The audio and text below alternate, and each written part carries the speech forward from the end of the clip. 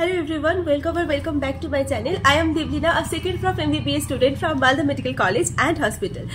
তো নিট এক্সামের আর 4 মাস বাকি। তো আজকে আমি তোমাদের সাথে এটাই শেয়ার করবো যে আমার যখন নিট এক্সামের 4 মাস বাকি ছিল, বা আজকে যদি আমি তোমাদের জায়গায় থাকতাম তাহলে আমি আমার নিজের যে 4 মাসের শিডিউল সেটা কিভাবে তৈরি করতাম, অ্যান্ড এই 4 মাসে তোমাদের কোন কোন জিনিসের উপরে বেশি ফোকাস করা উচিত, আর এই 4 মাসে তোমাদের এমন কি কি করা উচিত যেগুলো তোমাদের মানে নিজেদের সিলেকশনকে একদম সিকিউর করবে। তোমরা যে জায়গাতেই আসছো আজকে আমি সেখান থেকেই তোমাদের শেয়ার করবো যে কিভাবে তোমরা তোমাদের নাম্বারটাকে অনেকটা বেশি বাড়াতে পারো, অ্যাটলিস্ট যতটা বাড়ানো যায়। আমি বলবো না যে হ্যাঁ এখান থেকে যারা 200 পাচ্ছ সবাই একদম সিলেকশন নিয়েই বেরোবে এই স্ট্র্যাটেজিটা দেখলে, এটা তো আমি অবশ্যই বলবো না, কিন্তু আমি আমার দিক থেকে যতটা সম্ভব সেটা আমি চেষ্টা করবো। আই হোপ সেটা দেখতে তোমাদের খুব ভালো লাগবে। So without any further delay চলো আজকের ভিডিওটা স্টার্ট করা যাক।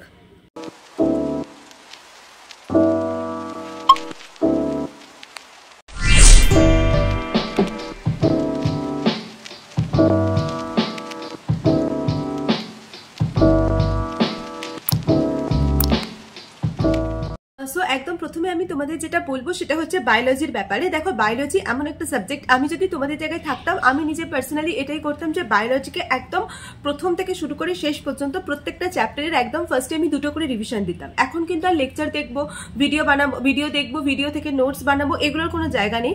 এখন তোমাদের যেটা পার্সোনালি আমার মনে হয় করতে হবে সেটা হচ্ছে প্রপার রিডিং দিতে হবে। একদম প্রথম লাইন থেকে শেষ লাইন অব্দি এনসিইআরটি রিডিং দিতে হবে।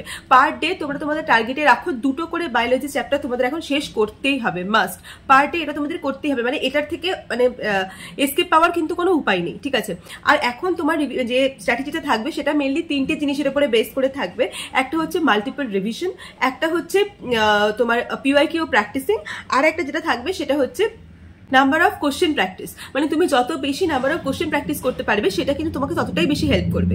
সো একদম প্রথমে আমি তোমাদের যেটা বলবো যে তোমাদের 3টে জিনিসের উপরে বেশি ফোকাস রাখতে হবে। একটা হচ্ছে পিওয়াইকিউ প্র্যাকটিস, আর তার সাথে হচ্ছে তোমার মোর কোশ্চেন প্র্যাকটিস। তুমি যতটা কোশ্চেন প্র্যাকটিস করবে ততটাই আমার মনে হয় এই 4 মাসের জন্য বেশি ভালো হবে।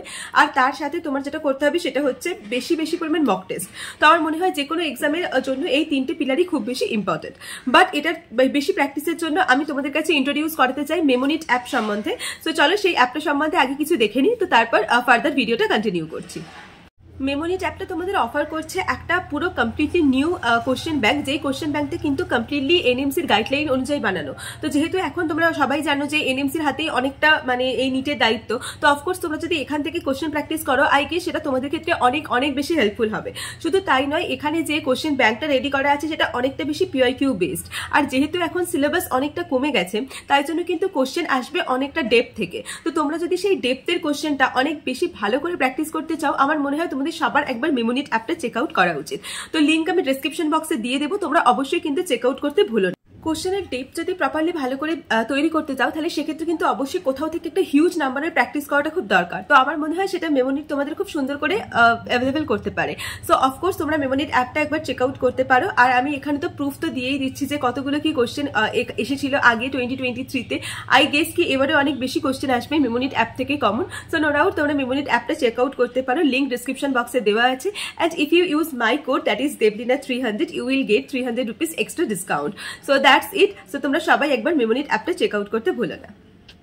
ওকে, সো আমি যদি এবার লাস্ট 4 মান্থসের কথা বলি, এই সময় কিন্তু সিচুয়েশনটা কিন্তু সবার আসে, আমারও এসেছিল, আই গেস তোমাদেরও এসেছে। তো দেখো এখন তোমাদের মেনলি যেটা জিনিসটা করা উচিত সেটা হচ্ছে বায়োলজির ক্ষেত্রে তুমি বলেই দিয়েছি কি করবে। ফিজিক্স আর কেমিস্ট্রির ক্ষেত্রে যদি বলি, সবার আগে যদি কারো সিলেবাস না শেষ হয়ে থাকে ফিজিক্স আর কেমিস্ট্রির ক্ষেত্রে সেটা কিন্তু অবশ্যই শেষ করো। আর এখন থেকে কিন্তু মক টেস্ট দেওয়াটা একদম শুরু করে দাও।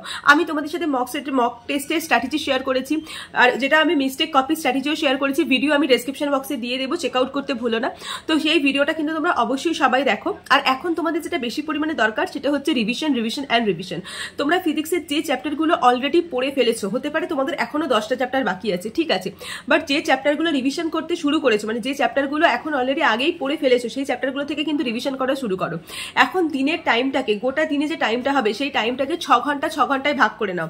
ধরো সাপোজ মানে 6 ঘন্টা মানে হাফে ভাগ করে নাও। মানে কেউ যদি 24 ঘন্টা পড়াশোনা, 24 ঘন্টা তো হয় না, কেউ যদি 20 ঘন্টা পড়াশোনা করো তাহলে সে ভাগ করে নাও 10 ঘন্টায়।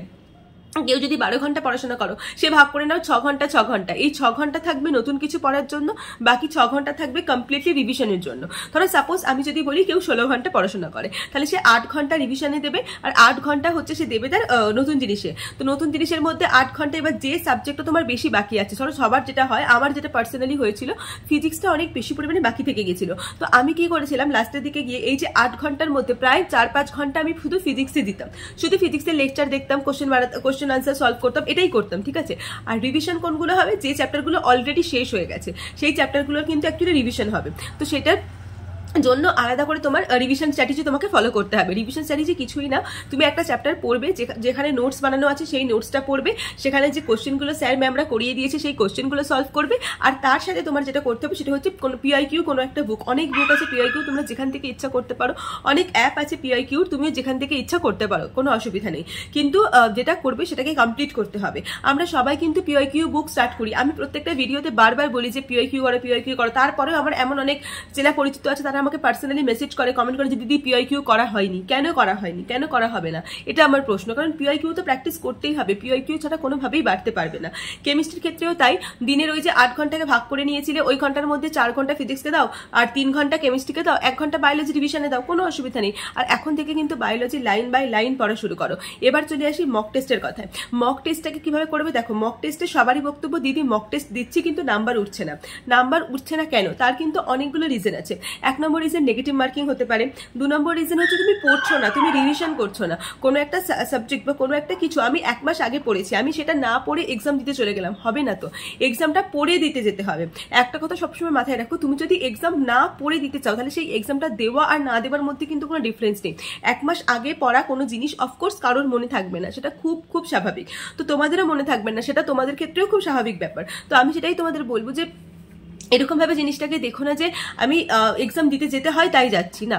তোমার নিজের মার্কস ইমপ্রুভ করার জন্য তোমাকে এক্সাম দিতে যেতে হবে, তাই তোমাকে যেতে হবে। তার জন্য তোমাকে যদি এক্সামের একদিন আগের দিনটা শুধু রিভিশনে রাখতে হয়, তাহলে শুধু রিভিশনেই রাখো। তুমি একটা এক্সাম, আমার কথা বলাই, তুমি একটা এক্সাম পড়ে দিতে যাও, দেখো তোমার নাম্বার কতটা ইমপ্রুভ হয়, কোনার মার্কস কতটা ইমপ্রুভ হয়, ঠিক আছে। আর একটা জিনিস, সেটা হচ্ছে অনেকেই রিভিশন তো করে না, বললাম অনেকেই কোশ্চেন প্র্যাকটিস করে না। রিভিশন মানে কিন্তু শুধুমাত্র রিডিং পড়ে যাবার নয়, রিভিশন মানে কিন্তু শুধুমাত্র চোখে দেখে চোখ বুলিয়ে যাওয়া নয়, রিভিশন মানে কিন্তু সেই চ্যাপ্টারের মানে রেলিভেন্ট যেগুলো আছে সেই কোশ্চেনগুলো প্র্যাকটিস করা। তো অবশ্যই কিন্তু কোশ্চেনগুলোও তোমরা প্র্যাকটিস করো। কোশ্চেন প্র্যাকটিস জন্য কি বই ফলো করবে, যে কোনো বই ফলো করতে পারো, যে কোনো স্ট্যান্ডার্ড বুক ফলো করতে পারো।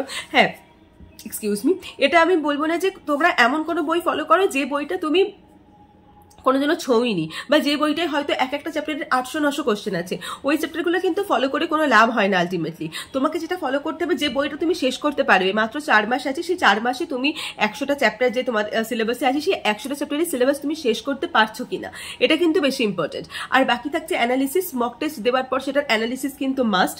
মক টেস্টের আগে যেমন রিভিশন মাস্ট, মক টেস্টের পরে কিন্তু অ্যানালিসিসটাও মাস্ট, ঠিক আছে। এছাড়া আমি এটাই বলবো যে সবার আগে তোমাদের যেটা দরকার সেটা হচ্ছে হাল না ছাড়া। অনেকেই আছে এবছর সিলেকশন পাবে না, তোমরা নিজেরাও জানো হয়তো এবছর সিলেকশন পাবে না। তোমাদের যে নিজের মধ্যে মেন্টালিটি যেটা, যে হ্যাঁ আমি জানি যে আমি সিলেকশন পাবো না, কিন্তু আমি শেষ অব্দি লড়বো, তুমি যদি এখন থেকে শেষ অব্দি লড়তে পারো, তোমার নাম্বারটা মেবি 550 গিয়ে আটকে যাবে, মেবি তুমি কাট অফ মার্কস ক্লিয়ার করতে পারবে না, বাট এটা কিন্তু তোমার নেক্সট ইয়ারের বেস তৈরি হবে। নেক্সট আর একটা ইয়ার দিলেই তুমি কিন্তু বেরিয়ে যেতে পারো। তো নিজেকে ওই জায়গাটা নিয়ে যাও। কিন্তু যে এবছর 200 পাচ্ছে, তার কিন্তু এখনো 2-3টে বছর লাগবে, সে কিন্তু একবারে ওই জামটা, ওই 200 থেকে 550-600 জামটা, এই জামটা কিন্তু বাস্তবে কখনো পসিবল হয় না। যখন বাস্তবে আমরা যারই স্টোরি শুনি না কেন, দেখবে জাম কিন্তু ধীরে ধীরে হয়, 200 থেকে 400 হয়, 400 থেকে 550 হয়, 550 থেকে 600 হয়, কারণ যত ওপরে যাবে না ততই ইনক্রিজটা কিন্তু মানে অনেক কম হতে থাকবে। তো আমি সেটাকে বলবো যে নিজের উপরে ভরসা রাখো, নিজের উপরে একদমই ভরসা হারিও না, ঠিক আছে। যে কোনো এক্সামকে ক্র্যাক করতে গেলে পিআইকিউর কিন্তু গুরুত্ব খুবই, তাই পিআইকিউকে খুবই খুবই ভালো করে প্র্যাকটিস করো, মাল্টিপল রিভিশন দাও, বলতে পারো এগুলো হচ্ছে একটা মক টেস্ট, একটা এক্সামের পিলার। আর একটা কথা মনে রাখো, মক টেস্টটা তোমার নিটের মার্কস নয় বা নিটের মক টেস্ট নয়, তাই মক টেস্টের নাম্বারে সুখ দুঃখ আনন্দ খারাপ লাগা ভালো লাগা কোনোটারই দরকার নেই। মক টেস্টের মার্কস ভালো এলে যেমন খুশি করাটা দরকার নেই, মক টেস্টের মার্কস খারাপ এলে ডিমোটিভেটিং হয়ে বসে যাওয়ারও কিন্তু কিছু নেই। তো আমি এটাই বলবো, বাকি নিজেরা ভালো করে পড়াশোনা করতে থাকো। আর কার কি সমস্যা আছে সেটাও আমাকে কমেন্ট করে জানাও। আমি নেক্সট ভিডিওতে চেষ্টা করবো আমার মেন্টাল হেলথ অ্যান্ড কন্ডিশনস আমি কিভাবে নিটের এক্সামের সময় ঠিক রাখতাম, বা আমাকে কি কি সমস্যার মধ্যে দিয়ে যেতে হয়েছিল ডিউরিং মাই নিট প্রিপারেশন, আমি কি কি বাজে সিচুয়েশনের মধ্যে দিয়ে গেছিলাম, সেগুলো আমি চেষ্টা করবো তোমাদের সাথে শেয়ার করার। আই হোপ তোমাদের সেটা দেখতে খুব ভালো লাগবে। So that's it for today's video. দেখা হচ্ছে পরের ভিডিওতে খুব খুব তাড়াতাড়ি। ততক্ষণ পর্যন্ত খুব ভালো করে পড়াশোনা করতে থাকো। বাই।